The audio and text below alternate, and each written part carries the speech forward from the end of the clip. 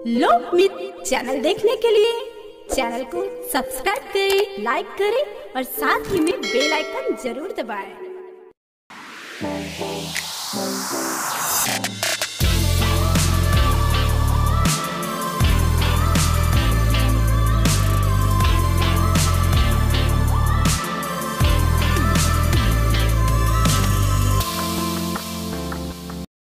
नमस्कार, मैं अंकिता विश्वकर्मा आज कोविड-19 के संदर्भ में कुछ कहना चाहती हूँ। कोरोना महामारी की वजह से आज हम सब डरे हुए हैं। मुझे याद है मैंने एक कहानी पढ़ी थी। कहानी में बताया जाता है कि एक बार एक गांव में एक बीमारी अपने दो दोस्त मृत्यु और भय के साथ आती है। जब वहाँ के लोग उन तीनों से पूछते हैं कि तुम अपने साथ कितने लोगों को ले जाओगे, तो बीमारी और मृत्यु तो बता देते हैं कि हम इतने लोगों को ले जाएंगे, मगर भय कहता है कि वो किसी को नहीं ले जाएगा।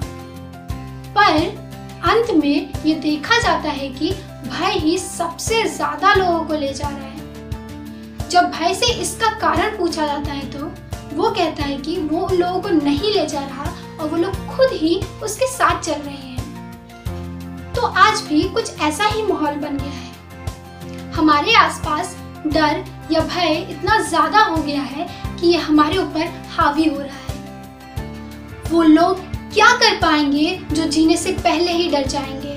इंसान का दिमाग ही उसे हराता है और वही उसे ऊपर उठाता है।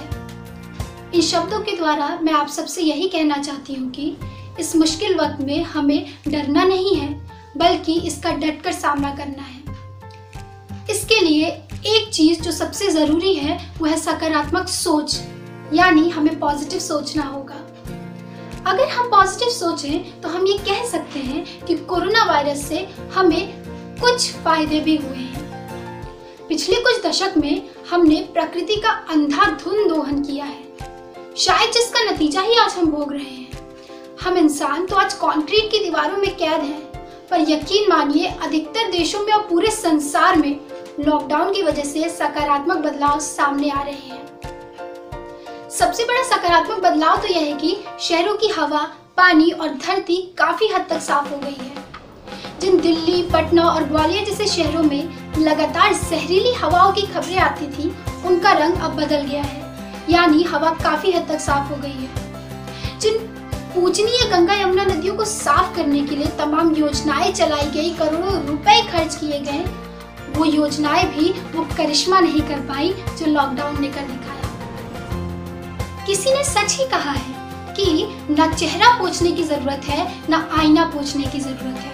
अगर देखना है खूबसूरत चेहरा तो दूसरों के आंसू पोंछने की जरूरत है। कोरोना वायरस ने लोगों के अंदर की इंसानियत को भी एक नया उजाला दिया है। दुनिया भर से लोग एक दूसरे की आर्थिक मदद के लिए सामने आ रहे हैं।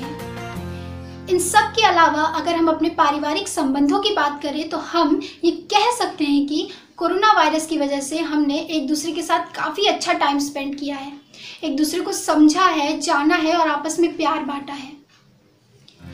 एक और चीज़ जिसका हमें एहसास हुआ है वो है मोबाइल का सदुपयोग। पहले तो हम मोबाइल के बारे में हमेशा नकारात्मक बातें ही करते थे, पर इस कोरोना काल में मोबाइल हमारे लिए जुड़े रहने का इकलौता सहारा बना है। अब अपने शब्दों को विराम देते हुए मैं अंत में कहना चाहती हूँ कि संकट का हर दरिया पार होगा। जीवन में संकट का हर दरिया पार होगा, बस तुम थोड़ी सी हिम्मत रखना, देखना एक दिन चमत्कार भी होगा। जिंदगी में एक शौक बेमिसाल रखिए, जिंदगी में एक शौक बेमिसाल रखिए। हालात चाहे जैसे भी हो, होठों पर मुस्कान रखिए। Stay home, be safe, be healthy, be happy and think positive. Thank you.